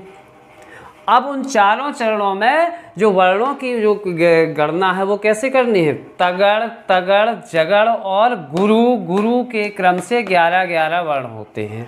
ठीक है, तगड़, तगड़, जगड़, गुरु और गुरु के क्रम से 11-11 वर्ण होते हैं। बच्चों एक गण में आपको पता है कितने अक्षर होते हैं? 3। तो देखिए 3, इसमें भी 3, 6, इसमें भी 3, 9, 9 और 1 10, 10 और 1 11। ठीक है ना, 11 वर्ण होते हैं।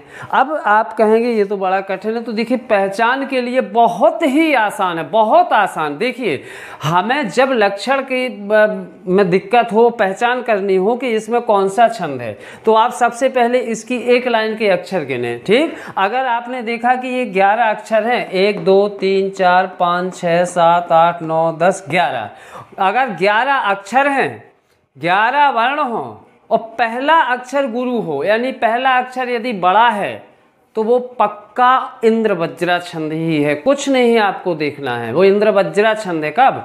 11 अक्षर का हो और पहला अक्षर गुरु हो तो वो इंद्रवज्रा छंद है। ठीक है ना, बहुत आसान हो गया। तो ये है आपका कि देखिएगा तगड़, तगड़, जगड़, गुरु, गुरु के क्रम से जब 11-11 वर्ण आए प्रत्येक लाइन में तो वो कहलाता है आपका इंद्रवज्रा छंद। ठीक है, चलो देखते हैं ये इंद्रवज्रा छंद है या नहीं। देखें, झूठा भरोसा हमको दिलाया, भूले हमें और ब्रज को भुलाया, लीला तुम्हारी तुमसी छलिया, जाने कहाँ हैं अब हम गुजरिया। ठीक है, देखिएगा गिनते हैं कितने अक्षर हैं? 1 2 3 4 5 6 7 8 9 10 11, 11 अक्षर हैं। पहला अक्षर क्या होना चाहिए? गुरु। तो देखो बड़ा झू, बड़ा भू, बड़ी ली, बड़ा जा, है ना। तो पहला अक्षर गुरु हो, 11 वर्ण है, तो ये इंद्रवज्रा छंद तो है ही है। अब जरा तगड़, तगड़, जगड़ का भी मतलब देख लेते हैं। ठीक, 3-3 वर्णों के इसमें क्या करते हैं बच्चों? हम झुंड बनाते हैं। ठीक है, ये हो गया ना 3 वर्ण, झू, ठा और भा। चलिए झू में क्या है? झू में है 2 मात, 2 मतलब झू है जो गुरु है, ये ठा भी क्या है? गुरु है, भा क्या है? लघु है। ठीक, तो क्या बना हमारा? गुरु, गुरु, लघु। यहाँ मैच करो, गुरु, गुरु, लघु क्या है? ये है गुरु, गुरु, लघु। ठीक, तो ये क्या कहलाया? तगड़। ठीक है, फिर इसके अगले 3 फिर ले लो, गुरु, गुरु, लघु, फिर तगड़ बन गया। फिर 3 ले लो, लघु, गुरु, लघु। अब ये क्या बना? लघु, गुरु, लघु। ढूंढो, लघु, गुरु, लघु, यानी ये क्या बन गया? जगड़। तो ये जगड़ बन गया।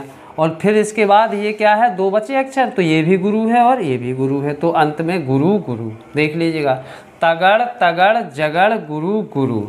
ये तगड़, ये तगड़, ये जगड़ और ये 2 गुरु हो गए 11 वर्ण। तो इस तरह से आप देख सकते हैं कि ये इंद्रवज्रा छंद है।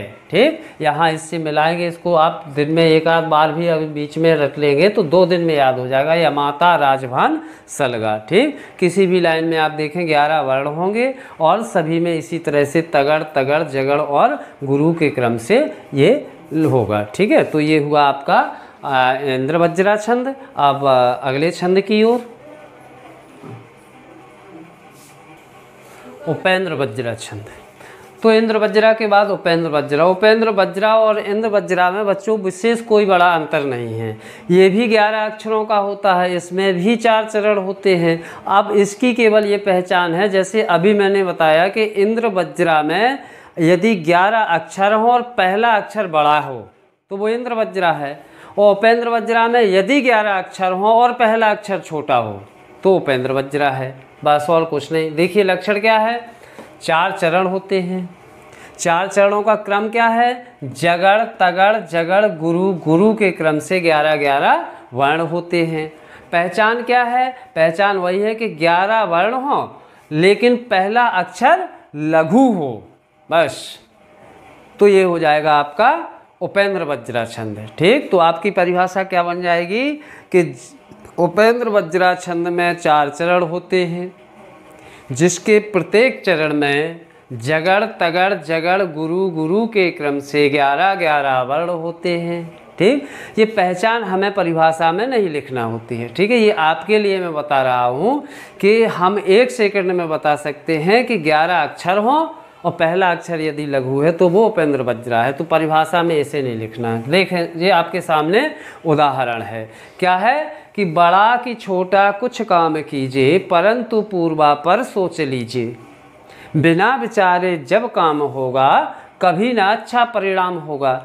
गिनते हैं 11 अक्षर हैं कि नहीं? 1 2 3 4 5 6 7 8 9 10 11 अक्षर तो हैं। अब देखते हैं क्या पहला अक्षर छोटा है? बिल्कुल, बा पा छोटी बी का, यानी पहला अक्षर छोटा है और 11 वर्ण भी हैं। इसका मतलब ये श्योर उपेंद्र वज्रा है। ठीक, अब जरा इन गणों के आधार पर देख लें कैसी आनी चाहिए यहाँ गिनती। यहाँ गिनती आनी चाहिए जगड़ तगड़ जगड़ और गुरु के क्रम में। ठीक, तो चलिए पहले इसको देखते हैं। इसमें कितनी छोटी मात्रा यानी लघु, ये गुरु और ये गुरु। चलिए इन 3 का समूह बना लीजिएगा। क्या बना आपका? ये बना आपका जभान। देखो ये बन गया आपका जभान, है ना। देखो गुरु लघु गुरु, यानी ये क्या है? जगड़ है, यानी एक शर्त पूरी। ठीक, फिर इसके बाद फिर चलो गुरु गुरु लघु। ठीक, इसको गोला लगा लो, 3 जैसे हो जाए गोला लगा के चेक करो। क्या है? गुरु गुरु लघु, गुरु गुरु लघु मतलब ताराज, ताराज का मतलब तगड़। चलिए ये तगड़ मिल गया, 2 फिट हुए। फिर 3 लो तो लघु गुरु लघु। ठीक, ये क्या बना आपका? ये बना आपका जभान। जभान यानी देखो लघु गुरु लघु, लघु गुरु लघु यानी जभान। तो जभान मतलब जगड़, तो ये भी फिट। फिर इसके बाद ये क्या है? गुरु, ये भी फिट। फिर इसके बाद ये क्या है? गुरु, यानी ये भी फिट। तो इसका मतलब ये इधर भी बिल्कुल जगड़ तगड़ जगड़ तथा गुरु और गुरु के क्रम से 11 वर्णों वाला ये उपेंद्र वज्रा छंद है। ठीक, इंद्र वज्रा और उपेंद्र वज्रा के बाद अब अगला छंद है बच्चों मालिनी छंद। ठीक, तो मालिनी छंद जो है उसका भी लक्षण देख लेते हैं। इसका लक्षण है कि इसमें 4 चरण होते हैं। अब इन 4 चरणों में वर्णों का क्रम क्या है और कितने वर्ण होते हैं? तो देखिए इसमें नगड़ नगड़ मगड़ यगड़ और यगड़ के क्रम से 15 वर्ण होते हैं। ठीक, और क्रम ये है नगड़ नगड़ मगड़ यगड़ और यगड़। ठीक, इस क्रम से कितने होते हैं? 15 वर्ण होते हैं। तो यदि हम चाहें तो इसको एक आसान सा कर सकते हैं। जैसे हमें वहाँ जाना है याद करके, तो हम याद कर लें ननम याय मालिनी। ठीक, इतना याद कर लें। तो ना माने नगड़, माँ से मगड़, या से यगड़, या से यगड़। ठीक, तो इतना याद करके चले जाएं कि नन्ना में आए मालिनी। फिर वहाँ खोल लें कि इसमें 4 चरण होते हैं तथा नगड़ नगड़ मगड़ यगड़ और यगड़ के क्रम से 15 वर्ण होते हैं। कैसे होते हैं 15 वर्ण बच्चों? देखो एक गढ़ में कितने? 3।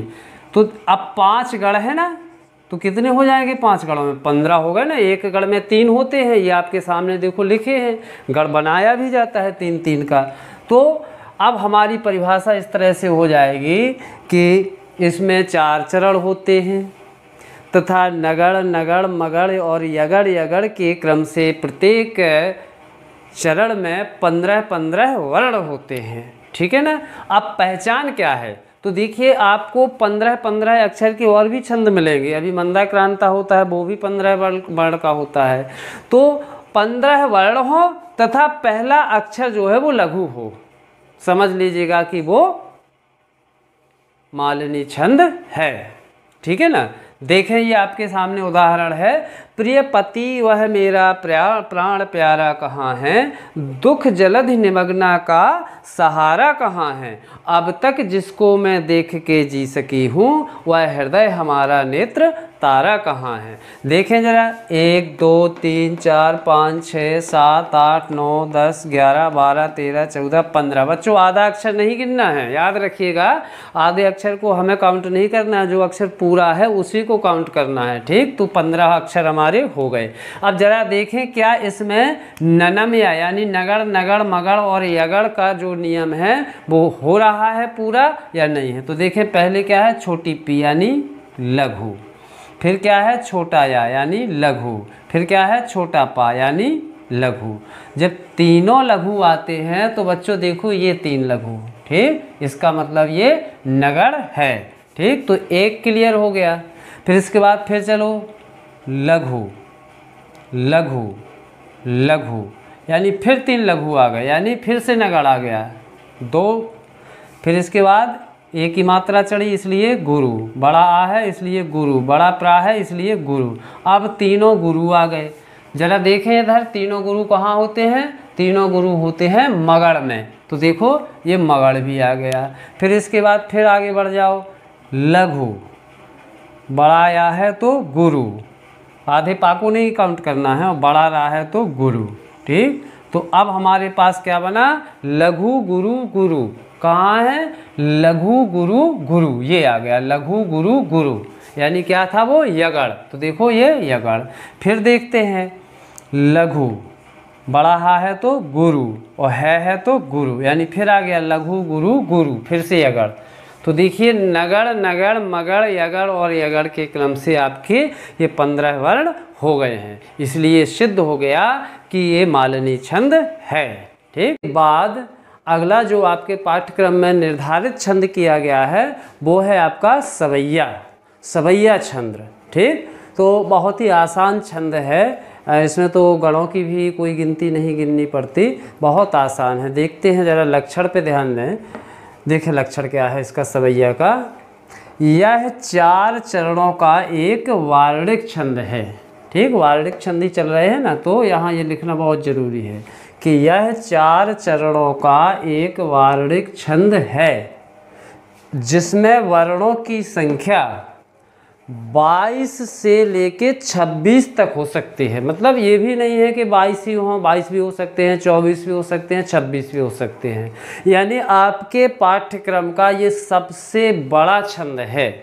आपके पाठ्यक्रम में जो छंद निर्धारित किए गए हैं उनमें ये सबसे बड़ा छंद है। कितने अक्षर हो सकते हैं, 22 से लेके 26 तक वर्णों की संख्या हो सकती है।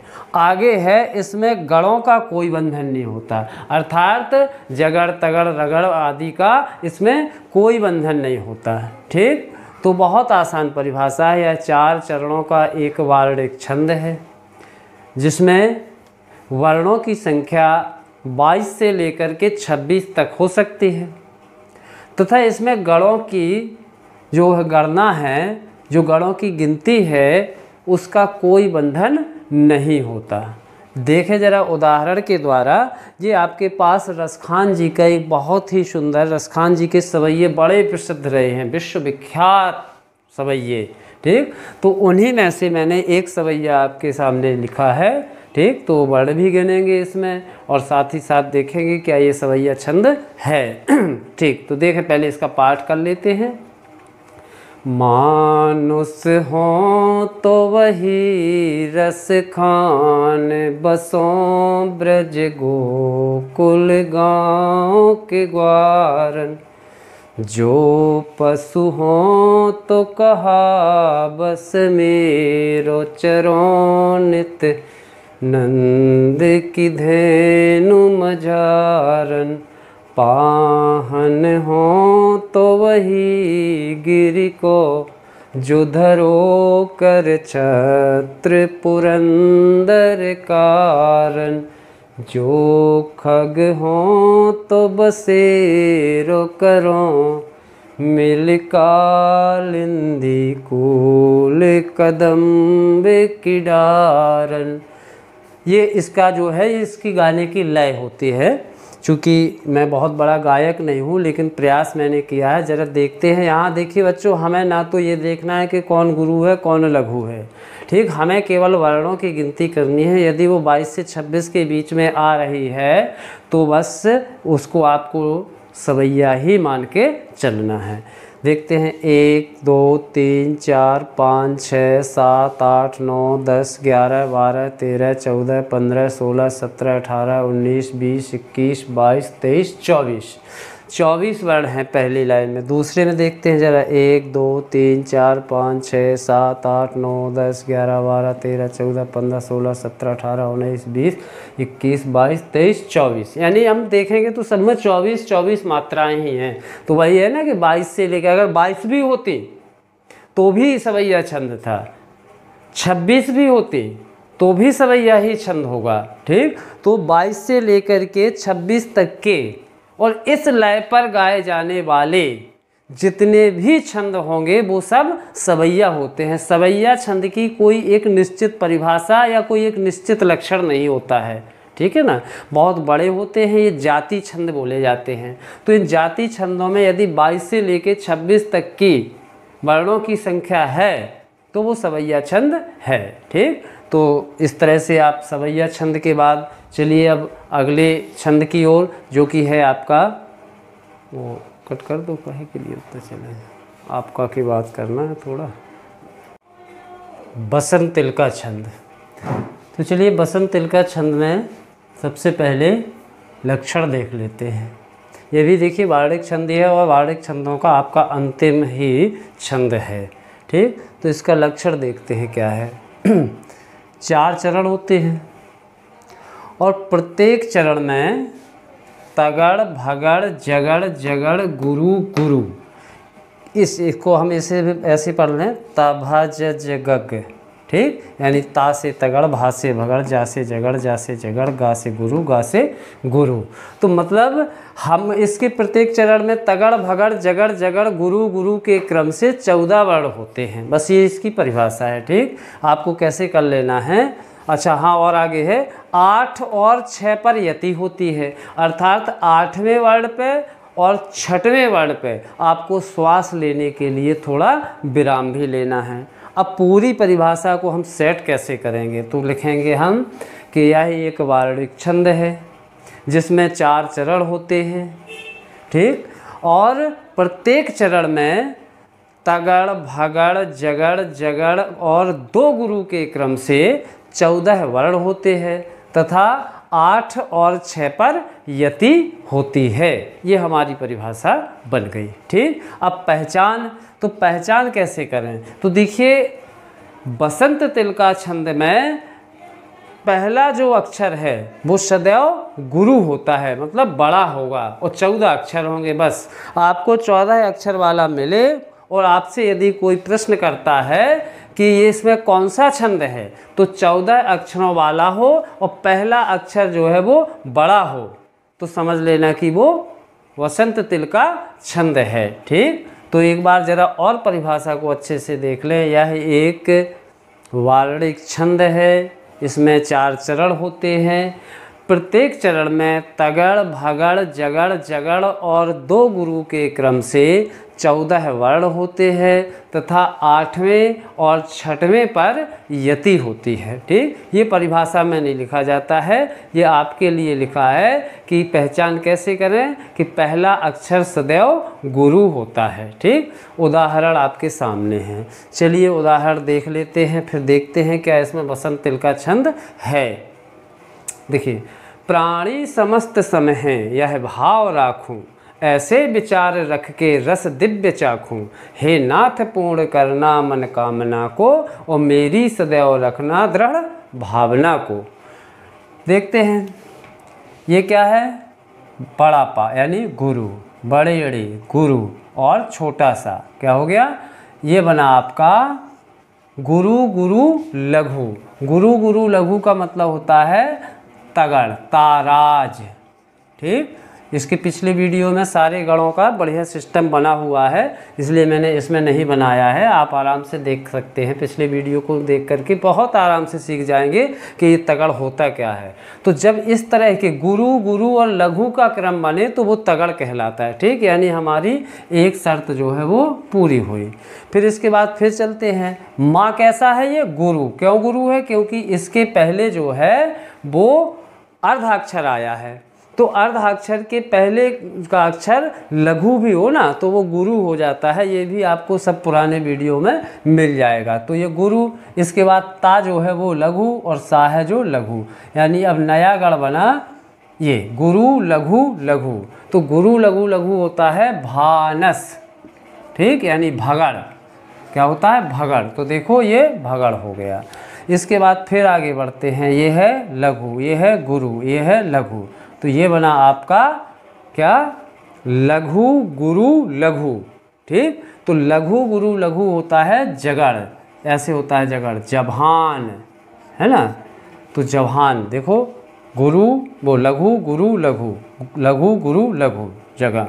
इसके बाद फिर अगला लघु गुरु लघु, फिर वही बन गया सेम जभान। तो ये भी क्या है? दोनों जगह क्लियर।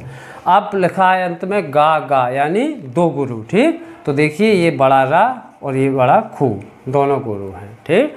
तो इस तरह से 14 वर्ण हैं और तगड़, भगड़, जगड़, जगड़ और दो गुरु के क्रम से क्या है कि 14 वर्ण हैं। अब बात करते हैं यति पर। तो देखिए यहीं रुकते हैं हम। प्राणी समस्त सम हैं, यह भाव राखूं। तो प्राणी समस्त सम हैं, हल्का सा रुकते हैं हम ना। यह भाव राखूं, ऐसे विचार रख के रस दिव्य चाखूं।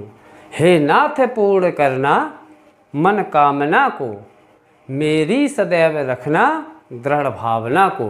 तो ये 8 और 6 पर यति है। तो आप लिख देंगे कि उपरोक्त उदाहरण में तगड़, भगड़, जगड़, जगड़ और दो गुरु के क्रम से 14 वर्ण हैं तथा 8 और 6 पर यति है, अतः यह बसंत तिल का छंद है, ठीक। तो प्यारे बच्चों, आपके जो छंद जो था वो छंद का पूरा प्रकरण समाप्त हो जाता है।